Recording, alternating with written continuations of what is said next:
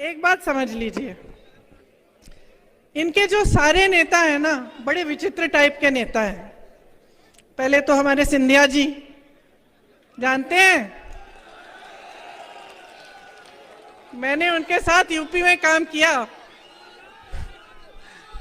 अब क्या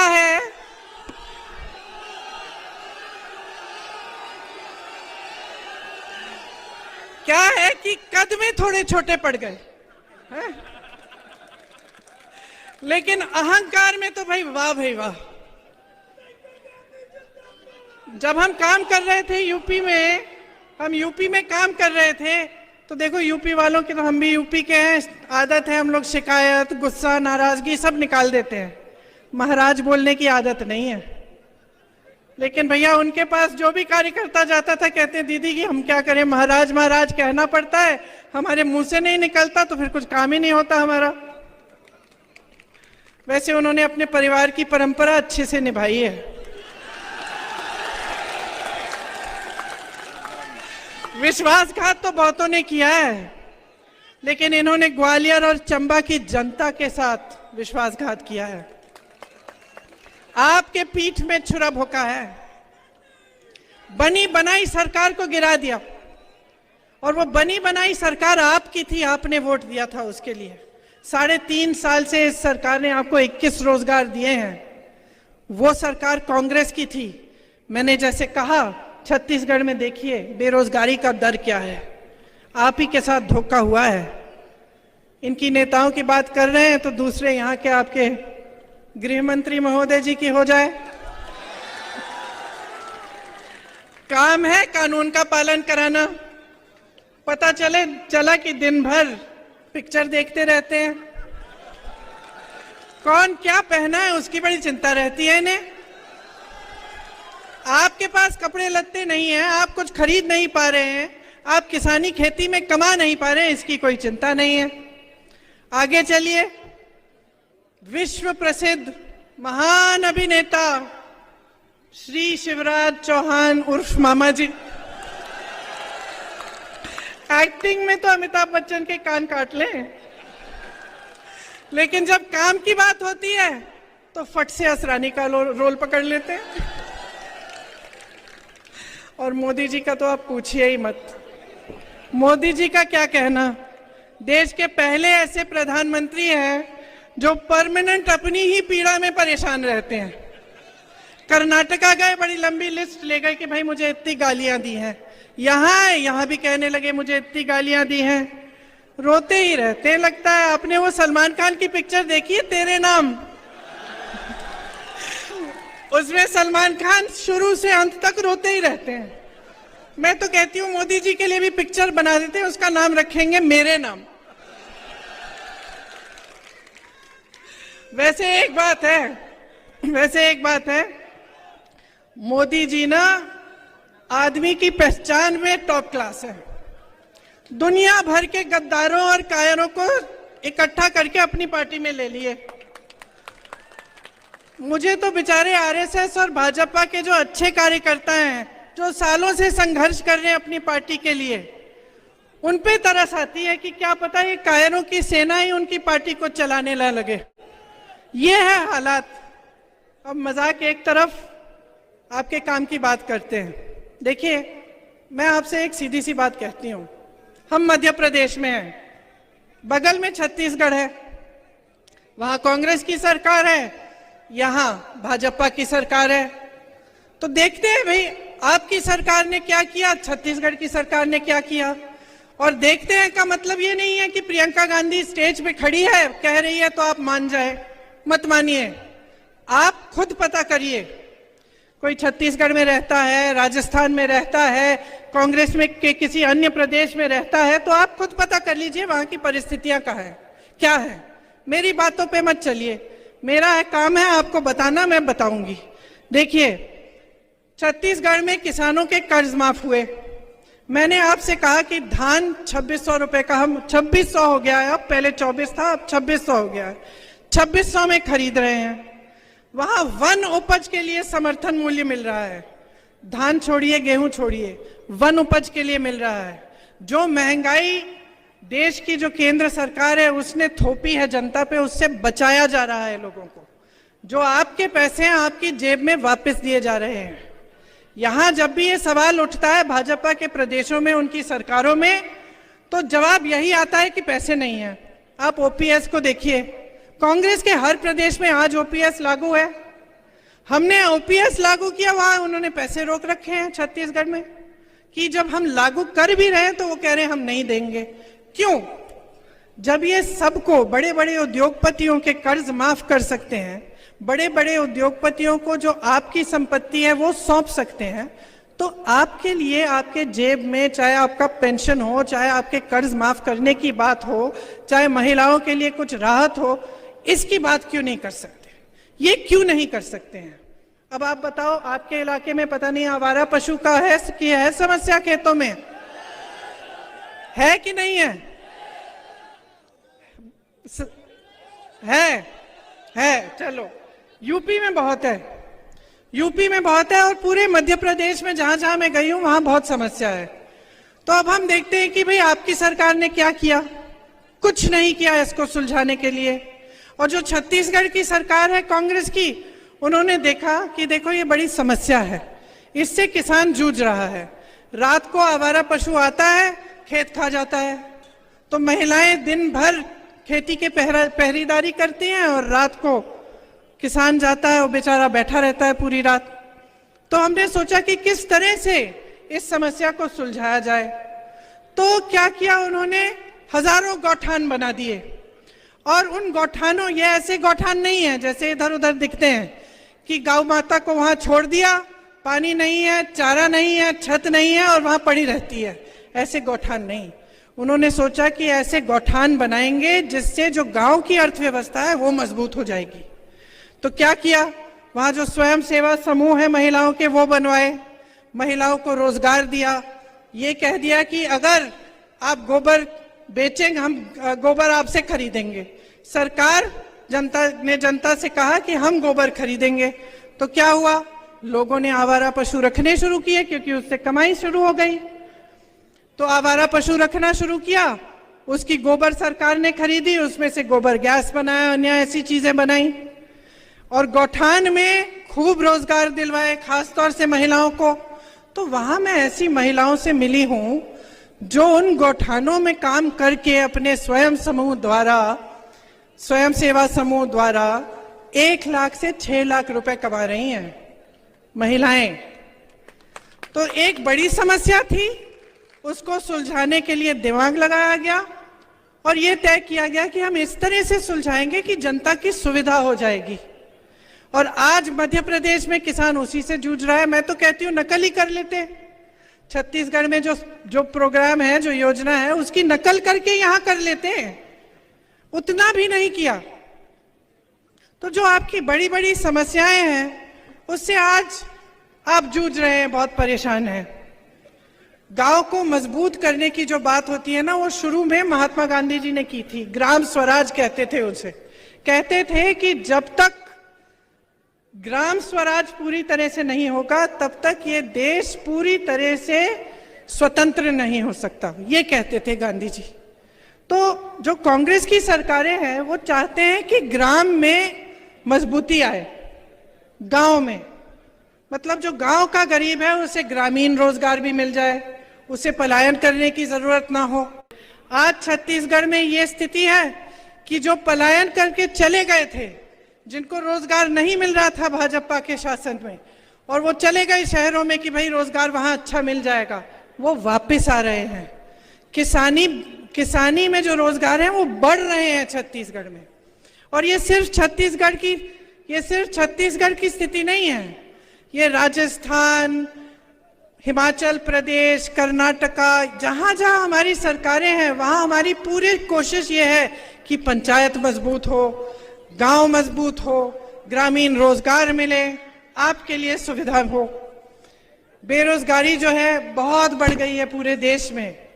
45 सालों में सबसे ज्यादा बेरोजगारी आज है देश में, भाजपा के राज में। जी आके दे दीजिए, आ जाइए।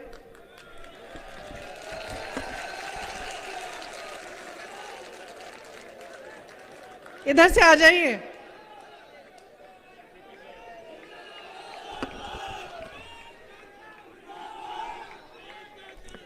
अब आपकी यहां मध्य प्रदेश की क्या स्थिति है?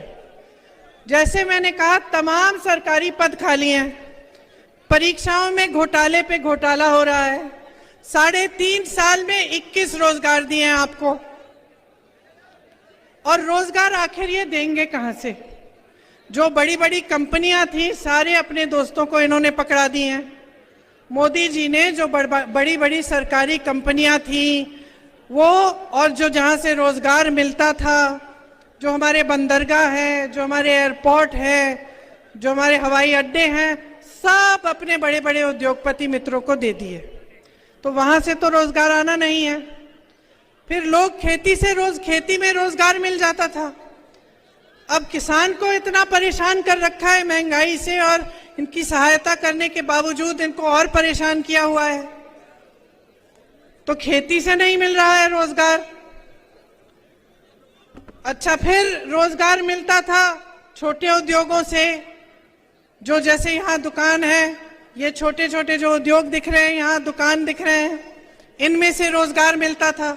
आपने नोटबंदी थोप दी, उसके बाद आपने जीएसटी डाल दी, बीच में कोरोना आ गया।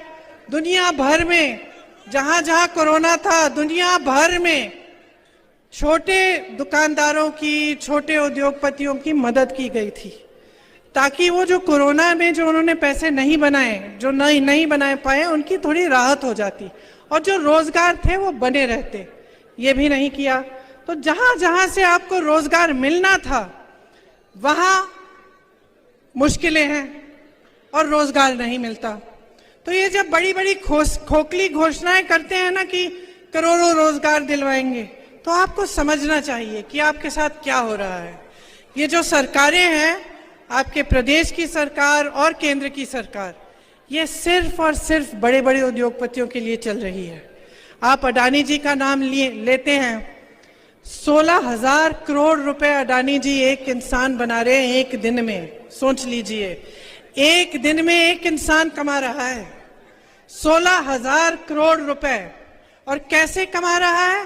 क्योंकि उसके हजारों करोड़ के कर्ज माफ हो रहे हैं, उसको देश की संपत्ति सौंपी जा रही है, और जितने उसके अपने बिजनेस हैं उसको तो आप बताइए जरा मुझे, आपको मालूम है अडानी जी क्या बनाते हैं? कोई बताएगा? जैसे आपको मालूम है टाटा ट्रक बनाती है, बिरला कुछ और बनाते हैं। कोई ये बता सकता है आज के दिन में कि अडानी जी क्या बनाते हैं? क्या? पागल बनाते हैं। देखिए, अडानी जी क्या बनाते हैं वो देश में किसी को नहीं मालूम, लेकिन ये सरकार सब कुछ उनको सौंप रही है, ये सबको मालूम है। आज बच्चा बच्चा जानता है कितना भ्रष्टाचार हो रहा है। ये लोग कहते हैं हम भ्रष्ट हैं, हम कहते हैं ये भ्रष्ट है। अब आप कहोगे कि भाई सच कौन कह रहा है? आप खुद देखिए, इससे कोई बड़ा भ्रष्टाचार हो सकता है कि देश की संपत्ति को उठा के आपने एक उद्योगपति को दे दी?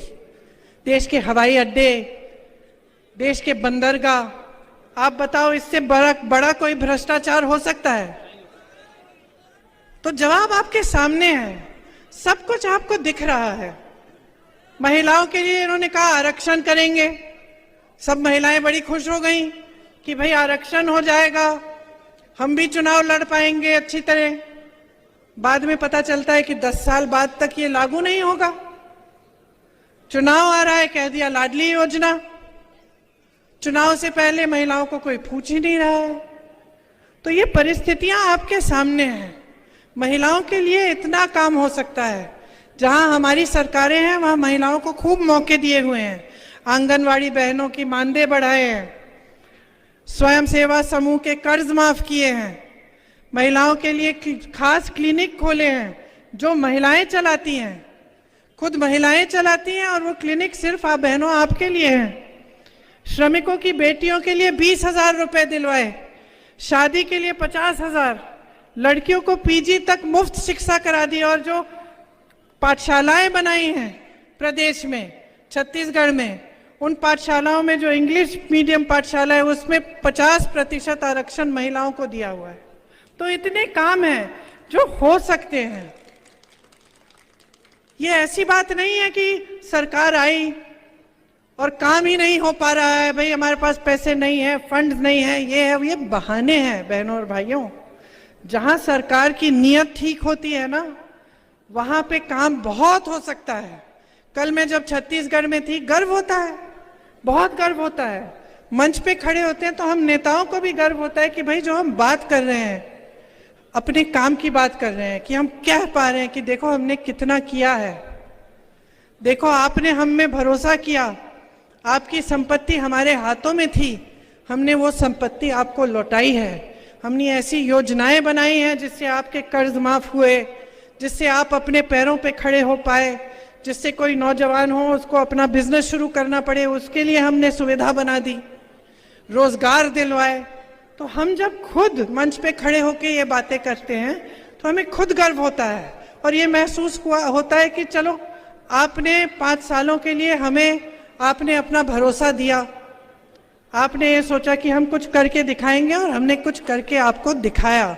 जब मैं राजस्थान जाती हूँ और मैं एक ऐसे शख्स से मिलती हूँ जिसके हार्ट का ऑपरेशन मुफ्त में हो गया और वो ऐसे करके कहता है कि ये जो योजना है दीदी, इसकी वजह से मुझे एक पैसा नहीं देना पड़े,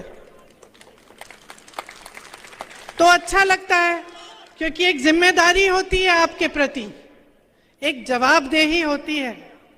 मैं जहां जहां जाती हूं मैं एक कहानी बताती हूं कि जब मेरे पिताजी प्रधानमंत्री थे, उनके साथ मैं अमेठी घूमती थी, उनका चुनावी क्षेत्र था। अमेठी के जो गांव के लोग थे वो बेझिझक उनको डांटते थे और वो इतना भी कह देते कि राजीव भैया प्यार देंगे हम आपको, लेकिन हमारी सड़क ठीक नहीं की ना आपने 6 महीनों में तो वोट नहीं मिलने वाला। कहते थे, मुंह पे कहते थे, और वो प्रधानमंत्री थे, नाराज नहीं होते थे, डांटते नहीं थे, ये नहीं कहते थे कि देखो मैं कौन हूं, ऐसे मत बात करो मेरे से।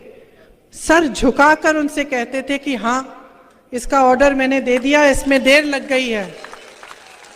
ये इस देश की परंपरा है बहनों और भाइयों। जब हमने आजादी की लड़ाई लड़ी ना, आपके पूर्वजों ने भी लड़ी, हमारे पूर्वजों ने लड़ी। जब ये लड़ाई लड़ी तो इसलिए नहीं लड़ी कि आज भी आप आजाद न हो। इस आजादी का मतलब क्या था? इस आजादी का मतलब था कि जो शक्ति है, देश की जितनी भी शक्ति है, देश की जो संपत्ति है, वो आपके हाथों में हो। ये इसी को आजादी कहते थे। वरना अंग्रेजों में और यहाँ के शासकों, अब नए शासकों में क्या फर्क है? अगर आपके हाथों में ये शक्ति नहीं होती वोट की कि आप हर 5 साल बदल सकते थे सरकार, और अगर कोई जवाबदेही नहीं होती आपके प्रति कि नेता थोड़ा घबराए, यहाँ जब आपके सामने आए तो थोड़ा बहुत घबराए कि भाई मैंने इनका काम नहीं किया, इस बार मैं नहीं चुना जाऊंगा। ये शक्ति आपको लोकतंत्र के जरिए, आपके संविधान के जरिए आपको दी। और कई महापुरुषों ने इसके लिए अपनी जान दी। कई लोगों ने अपना खून इस धरती की मिट्टी में मिला दिया ताकि आप आजाद हों, ताकि आप अपने नेताओं से जवाबदेही मांगे, ताकि आपको सरकार अच्छी नहीं लग रही है, आपको लग रहा है कि गलत हो रहा है आपके साथ, आप उसको बदल पाए। तो अब मेरी शिकायत है आपसे, क्या कर रहे हैं आप? अपनी परिस्थिति देखी। मैंने सुना है यहां पे आप ही के क्षेत्र में तमाम निर्दोष लोगों पर फर्जी केस लगा के जेल में डाल देते हैं, है? देखिए, मैंने पहले ही कहा, मजाक में कहा, लेकिन मैंने कहा कि गृह मंत्री हैं, यहाँ के जो प्रतिनिधि हैं गृह मंत्री हैं, इनका काम क्या है? इनका काम है कानून को लागू कराना, मतलब जनता को सुरक्षित रखना। और किसकी सुरक्षा कर रहे हैं? यहाँ के गुंडे, यहाँ के माफिया, इनको किसका संरक्षण मिलता है? जब आप परेशान होते हैं, आपकी कोई समस्या उठती है, तो आप जा पाते हैं इनके पास? अपना काम करा पाते हैं? आते हैं आपके घरों में? ये कभी पूछने आते हैं कि आपका जीवन कैसा चल रहा है? तो भाई आपने चुना क्यों? वोट मांगने आते हैं, ठीक है, वो तो वोट मांगने आते हैं, तो आप क्या अंधे हो गए कि आप अंधाधुंध वोट दे रहे हैं? नहीं ना। अरे जागरूक बनो, जागरूक बनो बहनों और भाइयों। आपका देश है, आपका प्रदेश है, ये आपका इलाका है। गुंडों के हाथों में सौंपना चाहते हैं आप इसे? अपने बच्चों के लिए रोजगार चाहते कि नहीं? स्वास्थ्य सुविधाएं चाहते कि नहीं? शिक्षा की सुविधाएं चाहते कि नहीं? तो जागो, जागो। देखो आज देश में ना एक अजीब सा सिलसिला बन गया है। ये पावन धरती है, इसीलिए मैं ये बात यहां खास तौर से कह रही हूं। धर्म के नाम पर जो आपका वोट लेने आता है, उसके मन में एक बात बहुत अच्छी तरह से बैठ गई है। आप ये बात सुन लो भाई और बहनों, ये बात बैठ गई है कि मैं कुछ भी कर लूंगा, मैं चाहे एक काम नहीं करूं जनता के लिए, मैं चाहे एक सड़क ठीक नहीं करूं, एक टूटी में भी पानी न आए, समस्या उठी किसानों की, मैंने आंख मूंद के दूसरी तरफ मैंने देख लिया, मैं सब कुछ कर सकता हूं, बशर्ते चुनाव के समय में मंच पे खड़ा होकर धर्म की बात करूं। लोगों के जज्बात उभर जाएंगे, लोग धर्म की बात मानते हैं और धड़ाधड़ मुझे धर्म के नाम पर वोट मिल जाएंगे।